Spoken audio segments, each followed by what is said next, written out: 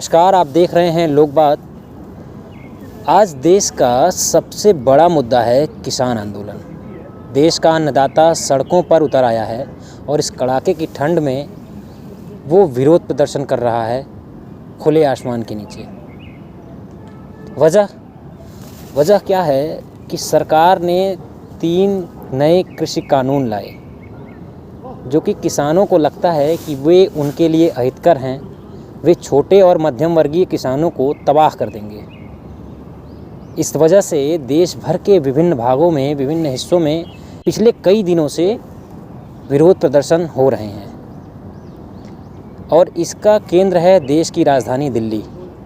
दिल्ली के सिंघू और टिकरी बॉर्डर और गाजीपुर बॉर्डर पर आज 1 महीने से लगभग किसान अपना टेंट लगाकर बैठे हैं और वे सरकार से इस कानून को वापस लेने की मांग कर रहे हैं। सरकार द्वारा पानी की बौछार और विभिन्न तरह का बल प्रयोग करने के बावजूद भी वे टस से मस नहीं हो रहे हैं। दुखद बात यह है कि इस कड़ाके की सर्द में, जो कि दिल्ली में शायद कुछ अधिक ही है, कई किसानों की मौत हो गई।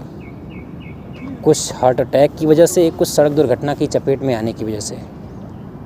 इस देश का दुर्भाग्य है कि देश का अन्नदाता गरीबी में जीने के बावजूद इस स्थिति में है कि उसे अपने कानूनों के लिए भी सड़क पर उतरना पड़ रहा है। प्रधानमंत्री नरेंद्र मोदी ने वीडियो कॉन्फ्रेंसिंग के जरिए किसानों को समझाने का प्रयास किया।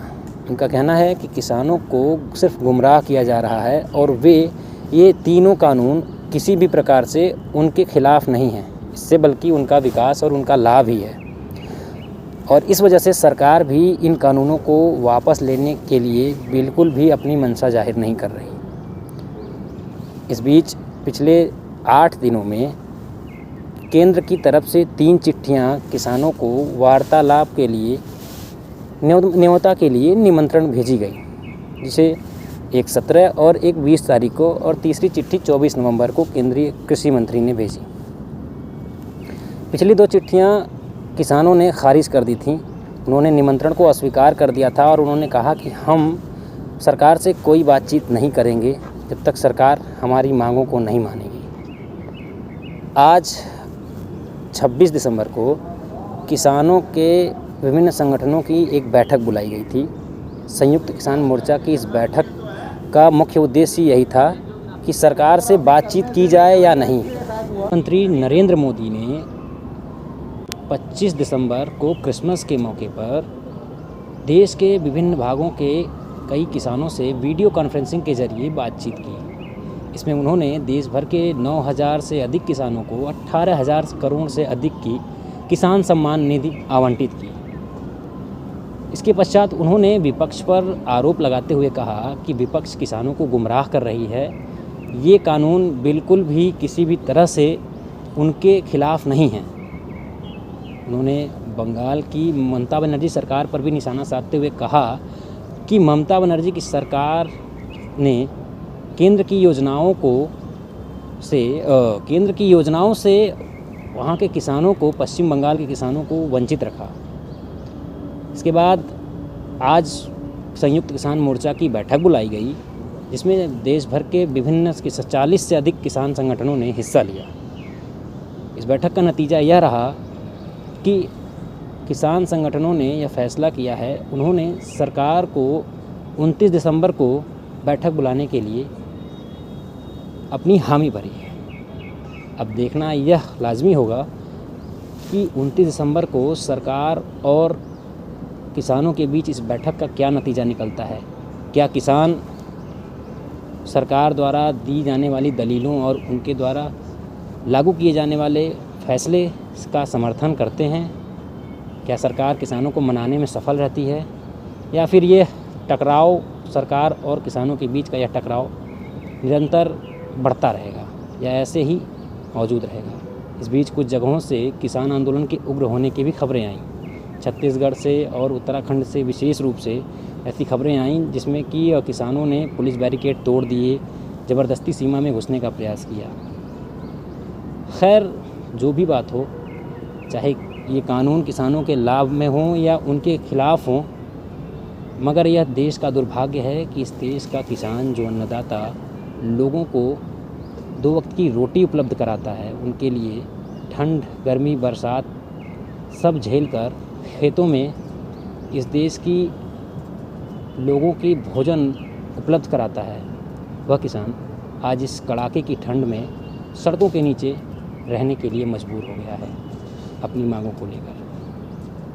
अब 29 दिसंबर को जो भी होगा वो देखना काफ़ी दिलचस्प होगा।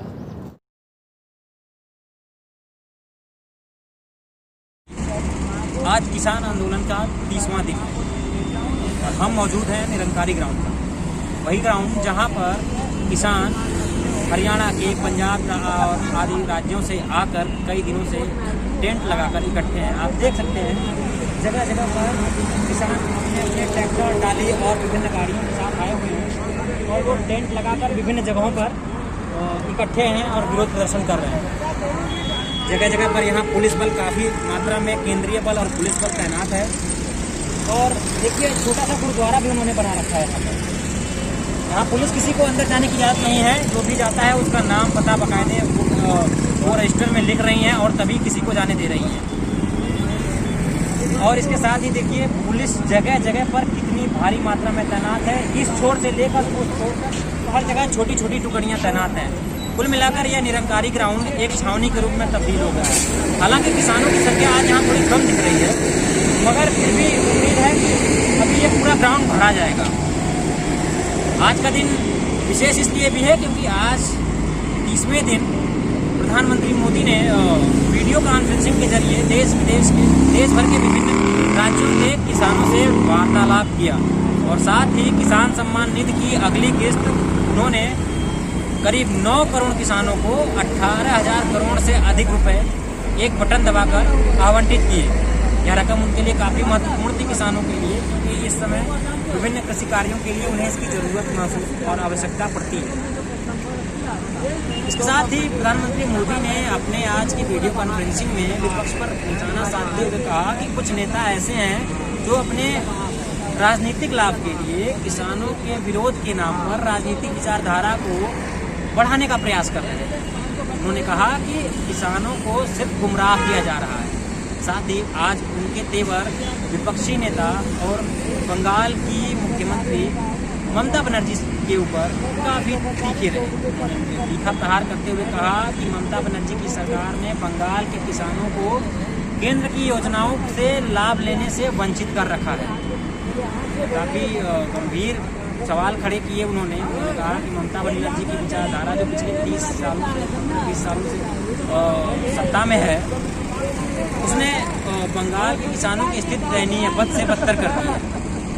इसके साथ ही हम आज इन्हीं सब चीज़ों का जायज़ा लेते हुए आज 1 महीने लगभग पूरे हो गए हैं किसान आंदोलन। हम ये जायज़ा लेने के लिए आए थे निरंकारी ग्राउंड। हालांकि हमें अंदर नहीं जाने दिया गया, इसलिए हमें मजबूरन बाहर से ही शूट करना पड़ रहा है। और आप देख सकते हैं कि किस तरह यहाँ पे सुनियोजित और शांतिपूर्ण ढंग से प्रदर्शन हो रहे हैं। लोग इकट्ठे हैं, चहल पहल है और पुलिस भी अपना काम मुस्तैदी से कर रही है। कि शिक्षा, राजनीति, समाज से जुड़ी खबरों के लिए देखते रहिए लोक बात और हमारे साथ जुड़े रहिए और इस चैनल को सब्सक्राइब करना न भूलें।